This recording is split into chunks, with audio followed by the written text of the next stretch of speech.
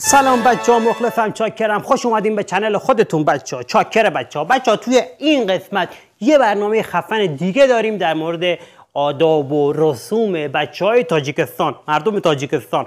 چنل ملودی پلاس میره توی تاجیکستان، توی خیابونا و پارکاشونا قدم میزنه و با مردم در مورد آداب و رسوم مردم تاجیکستان و در مورد اتفاقات و مسائل مختلف جویا میشه. میخوایم فرقشون رو با ایران و افغانستان بدونیم، ببینیم چه تفاوت‌هایی داره با هم دیگه. لایک، سابسکرایب، کامنت و قلب یادتون نره. بریم با هم دیگه ببینیم. امیدوارم که خوشتون بیاد. 1 2 3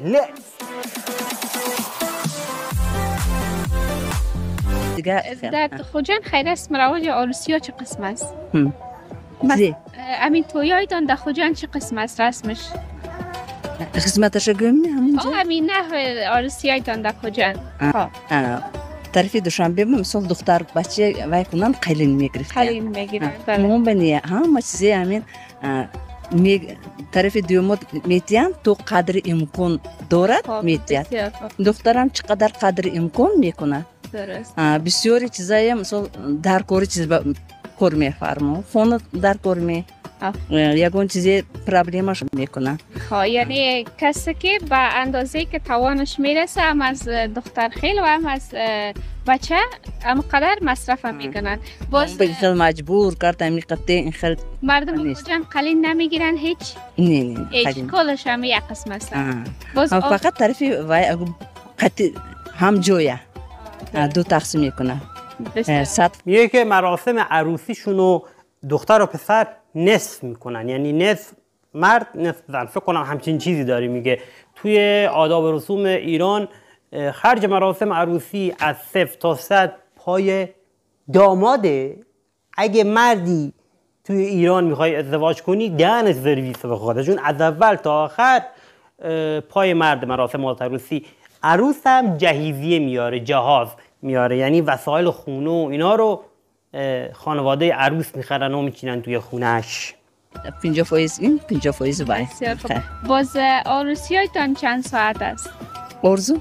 امی عروسی مراسمی که میشه توی برای چند ساعت است؟ 3 ساعت. برای 3 ساعت است. 3 ساعت میشه. همین خاطر. سونیا وای سومالک شما میام سومالک میکنید وقت نوروز با؟ سمنک بله ما سمنک. سومالک میگیم. سومالک همین تیار میکنیم همه چیزی تیار کردم بعد فقط در نوروز میکنین یا در عروسی ها؟ فقط نوروز. میگه سمنک رو توی نوروز درست میکنیم. سمنک ما میگیم سمنو، خب که با جوان گندم و اینا درست میشه. ما میگیم سمنو. انعنی است که بسیار در کل جای در مملکت فارسی زبان مثل افغانستان، تاجیکستان، ایران رسم سمنک هست.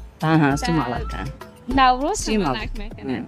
مردم میگن سومالک میگه. سومالک میگه. سومالک میگه. ما میگیم سمنک. وای با نرفته خوجم با ما میگیم سمنو. آنچه خودی هواش وای با این شویساریا توبستان بر رسانه است. پشت ندارد.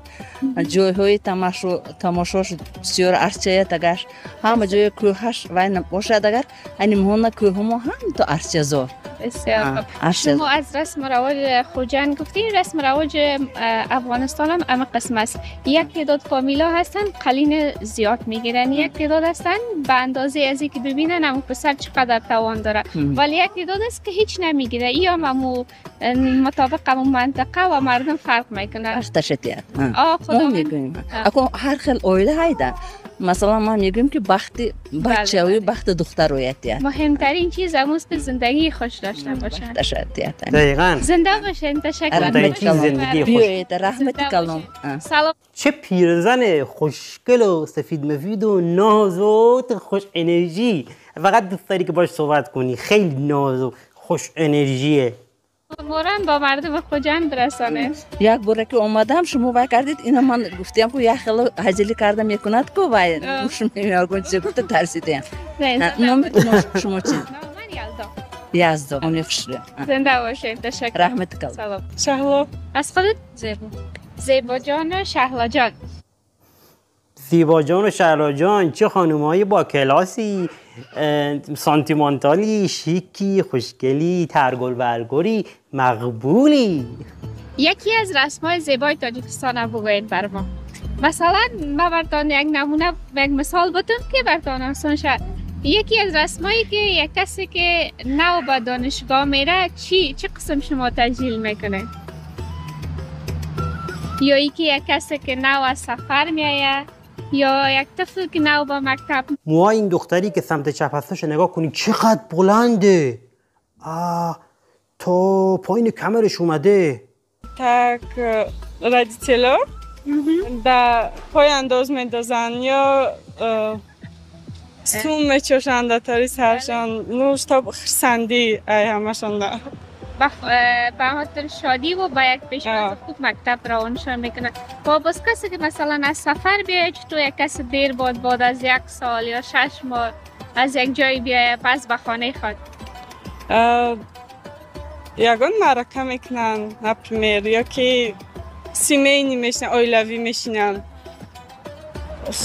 ваям барои хирсандишон барои шодишон ки айдурӣ омада мебинанд як дигарша به خاطر از اینکه چند وقت یکی دیگر یه خورده فارسی تاجیکستان سخته واسه بچهای ایران. یعنی افغانا خیلی راحت‌تر متوجه میشن بچه‌های تاجیکستان چی میگن، ولی واسه ایران یه خورده سخته دونستن این که بچه‌های تاجیکستان چی دارن میگن. شمرده صحبت کنم متوجه میشیم. دوست خیشاوشان ندیدن و دیدنش میاین و بین هم یک معرکه میگیرن یا یک محفل بسیار کوچک در بین فامیلاشان. شما خودتان در متر مراسم ها اشتراک کردین؟ البته. رفتین؟ نه. بیشتر در کدام؟ فکر کنم با یگانه مراسمی که زیادتر مردم همگی اشتراک میکنه عروسی ها هست نه؟ تویتا. عروسی ها بیشتر اشتراک. کدام خاطره داری از این مراسمی که اشتراک کردی؟ بسیار خاطره دارم. کدامش یادت از برمو بگوی؟ توی تاجیکا؟ بله. بسیار زیبا میگذره، بسیار تنتنه داره، برای امی بسیار خاطرمان هستن همش. بله عبدالله، ما امروز برآمدیم با مردم صحبت کنیم و از زبان شما یکی از رسم و رواج‌های زیبای مردم تاجیکستان هم بشنویم.